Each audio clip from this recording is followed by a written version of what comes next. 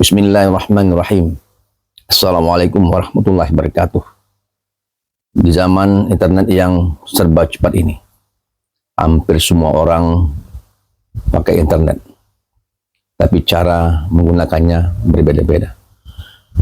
Dari yang cuma scroll di medsos, nonton video, sampai yang bikin karya online, berbisnis, atau bahkan meretas sistem.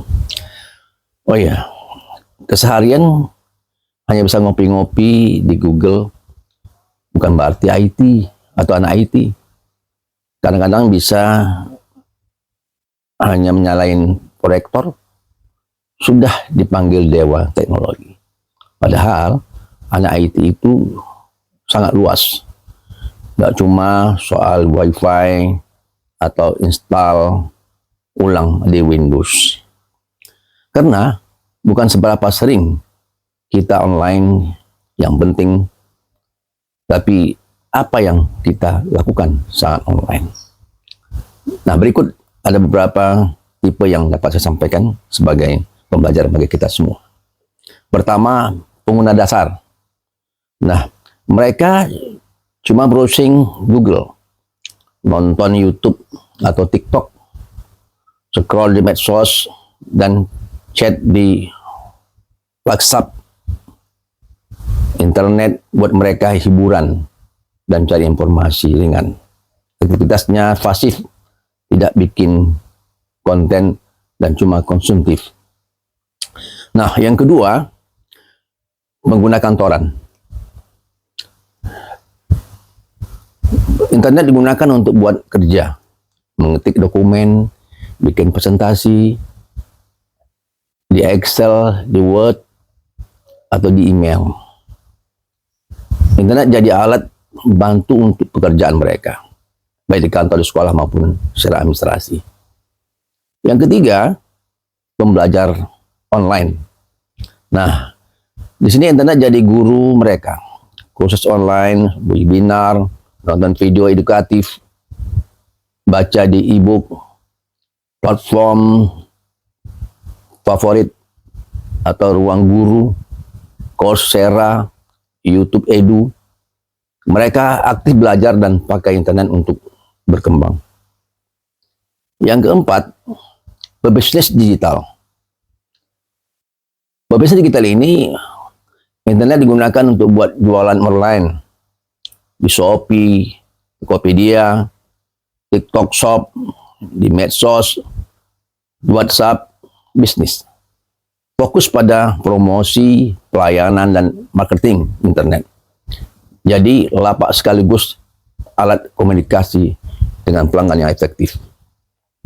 Yang kelima, yaitu influencer atau komunikasi sosial. Nah, di sini bikin konten yang menarik, interaktif, dan membangun komunitas.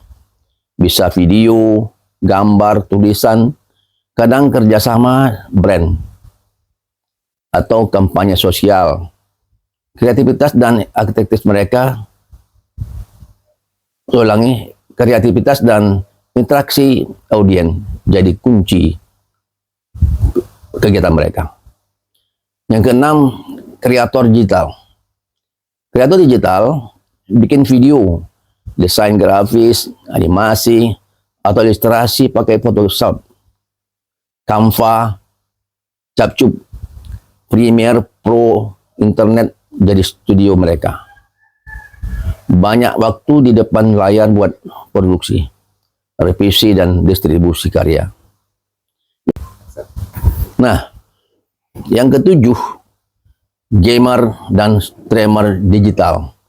Nah, mereka bermain game online, santai atau kompetitif, seperti PUBG, Mobile Legends, atau Dota 2. Bisa jadi streamer di Twitch, YouTube, TikTok Live. Internet bukan cuma hiburan, tetapi ladang karir yang butuh koneksi stabil dan perangkat yang bagus.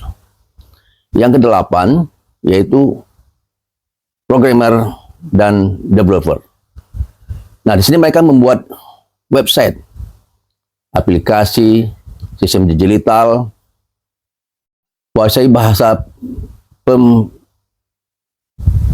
pemrograman, HTML, CSS, JavaScript, Python, PHP.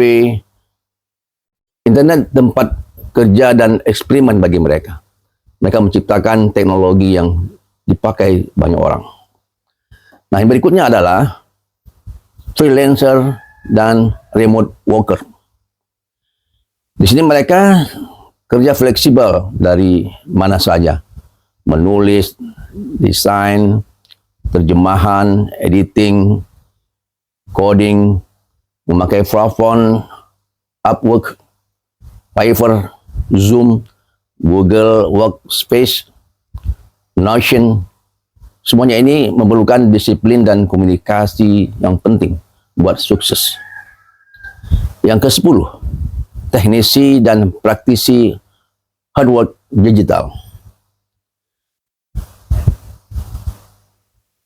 Fokus pada merakit, memperbaiki, dan kembangkan komputer, laptop, atau jaringan dan alat elektronik. Memakai internet buat mencari tutorial, driver, firmware, forum teknisi, atau promosi jasa servis. Di mana internet tetap menjadi alat bantu yang penting bagi mereka.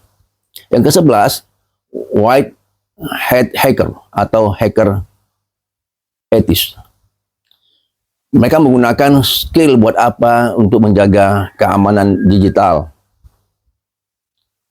mencek sistem, temukan celah, dan lapor ke perusahaan. Tujuannya untuk membantu orang, bukan untuk merusak. Yang ke-12, grey hat hacker, di antara white dan black hat. Kadang mereka masuk dalam sistem tanpa izin, tapi bukan untuk merusak. Kadang dilapor, kadang tidak. Dan etiknya juga abu-abu. Dan ini juga akan melanggar hukum. Yang ke-13 adalah hacktivis. Hacker dengan tujuan politik, sosial, atau ideologi. Bisa membocorkan dokumen atau situs pemerintah. Niatnya bukan keuntungan pribadi, tetapi tetap bisa merugikan orang lain atau merugikan pemerintah atau perusahaan. Yang ke-14, black hat hacker atau hacker ilegal. Mereka meretas sistem tanpa izin, mencuri data, sebarkan virus, ransomware, jual info ilegal, atau ancaman nyata buat keamanan digital. Nah, yang ke-15, menipu atau penipu online atau scammer digital. Nah, mereka memanfaatkan internet buat menipu orang. Undian palsu, akun palsu, phishing, jual beli bohongan atau palsu, pinjaman abal-abal. Banyak orang salah sebut mereka sebagai hacker. Padahal mereka cuma penjahat digital. Dampaknya nyata, uang hilang, kepercayaan pun rusak, dan masyarakat pun rugi. Yang terakhir, ke-16, yaitu penebar hoax atau provokator digital. Menyebar informasi yang palsu, provokasi, bikin sensasi atau viral, pakai WhatsApp, Facebook, TikTok, YouTube.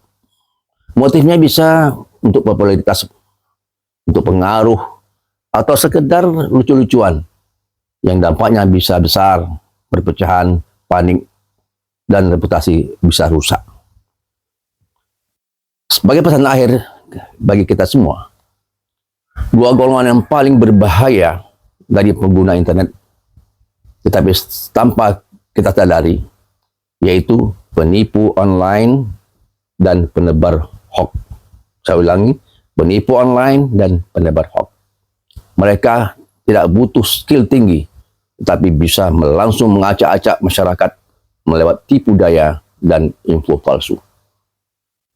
Nah, kalau suka dengan konten edukasi ini, jangan lupa like and comment ya. Demikian, terima kasih. Assalamualaikum warahmatullahi wabarakatuh.